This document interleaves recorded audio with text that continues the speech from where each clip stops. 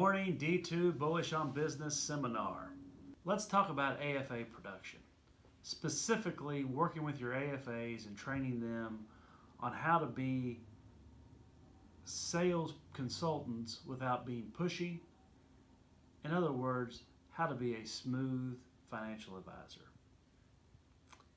Here's one topic that typically comes up. AFAs will ask, Drew, I talked to my clients about the returns on their accounts and the percentage that they are down for 2018, and they were down X percent or Y percent. I would say let's focus not on percentages, but on risk and goal achievement. What clients are paying you for is to help lessen their risk and to achieve their goals. So let's go through this. One, I feel like it's a best practice to have an agenda for a meeting, and you need to tie discussions about investments into directly goal achievement or goal tracking. Now, every time a client does a financial plan, the financial plan inputs a rate of return to help them achieve their financial goals. But as you know, on the different iterations of the models that are run, not every one of those is a straight line performance year after year after year. In those various illustrations, there are years that are down and there are years that are up. There's years that are down big time and years that are down modestly, and years that are up big time and years that are up modestly. Discuss that with your clients because the returns should coordinate back to how much risk they want to take. And I would then encourage you to begin, after looking at goals, with a discussion on how much risk clients are willing to take. The biggest part of our job, I believe, is being behavioral psychologists.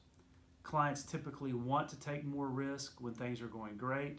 They want to avoid risk when things aren't going well. And I would go over just those topics with clients. Is if you want better returns, consequently, we have to take more risk, and are you willing to do that? Because in taking more risk, you are setting yourself up or setting the client up for more opportunities to get rattled and therefore make potentially not so great decisions. So I would focus the conversations on the reviews on how they felt when the market was doing what it was doing. How often do they check their investments? If they're people that get highly rattled and check every day, they probably need to be taking less risk.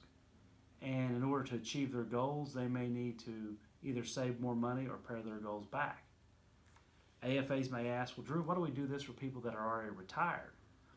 I think it's important for retirees to really focus on peace of mind and longevity risk. Consequently, longevity risk may be best defined as outliving your money.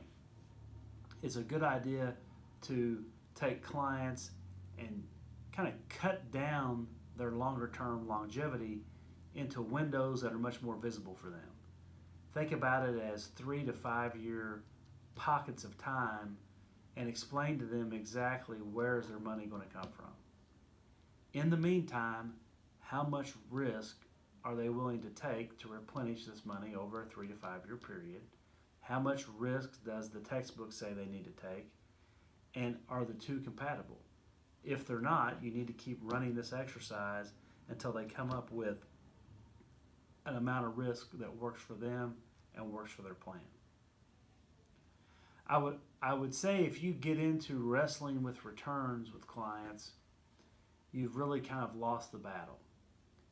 It's more about dollars than percentages, but also it's most about achieving goals and helping clients to sidestep risk or minefields whenever they can. Let's get that discussion off of returns and onto risk. Thank you. Today's February 26, 2019. As our president lands in Hanoi this morning, I remember the poignant scene in Full Metal Jacket when Touchdown buys the farm when he gets picked off by that Viet Cong sniper. just like this market is picking off companies one by one. So let's discuss what's going on in the big picture. Let's start our journey in the world of interest rates. 10-year rates as of today's taping are just under 2.65%, and 30-year rates are just a hair over 3%. It appears the Fed will remain accommodative in their policy, and looks like global stock markets really are liking that. We continue to overweight high quality, low duration bonds, as we do feel once the economy does start to gear down, we would be open to credit risk events. And at this point, we just don't feel like we're being rewarded to take that extra credit risk at this moment. The only other allocation outside of shorter term high quality bonds that we have is a modest allocation to the convertible bond fund that we've been using for years. Moving on to stocks, let's stop internationally. Burns, we've been allocating more towards emerging markets as well as international small cap stocks, avoiding Europe at this time, and we've been rewarded with those allocations to start the year. In the U.S. this last week, the S&P 500 broke out of its 200-day moving average to the upside, and historically, this signals actually that the Russell 2000 small cap stocks should have a little bit of outperformance. In our more aggressive models, we have some small cap allocations, and I noticed today that the Columbia Small Cap Index was up about 22% last month. They've really kind of hit the cover off the ball, recovering from the massive sell-off in December. As we get into large cap stocks, we are really overweighting to quality companies, and we will continue to do so because at some point the economy will begin to slow down. I think we'll be rewarded for being in quality companies. We have seen a little bit of stagnation at the top of the tech stack with Amazon and Apple and Google all kind of just meddling around their recent highs. Not their all-time highs, but where they are recently. In a bigger picture, what we see is probably the market awaiting what type of news will come out of the Chinese trade negotiations. If we were meeting with clients at the end of the year, I said we needed to have 3 out of 4 things happen to have a really good year for stocks. 1, the Fed would need to be accommodative again, check the box. 2, we need to get some type of resolution with the Chinese trade deal. It looks like things are moving along. A note of caution and a little story you could probably use with clients.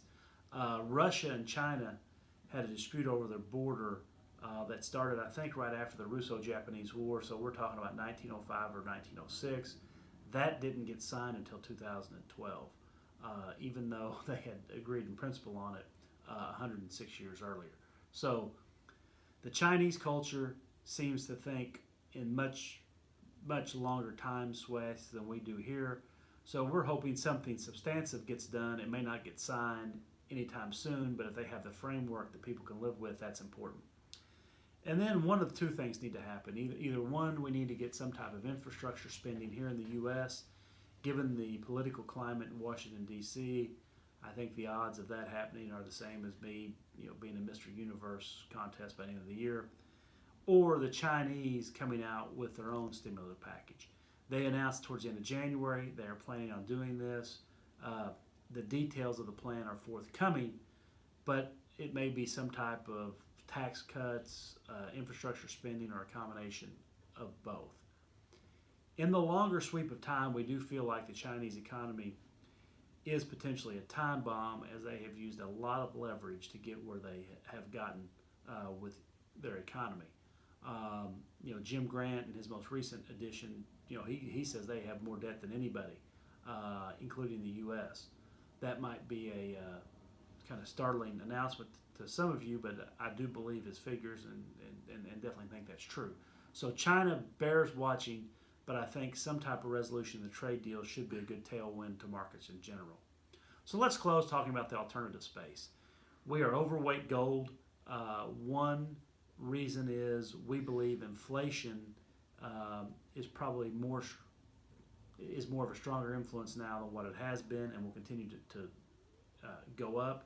And 2 is a volatility dampener, and we own both the commodity and gold miners. We also, in our most aggressive models, are long unleaded gasoline and have been so for a few months now, as well as maintaining our same real estate investments and infrastructure products. Hope you have a great week. and remember to stay bullish.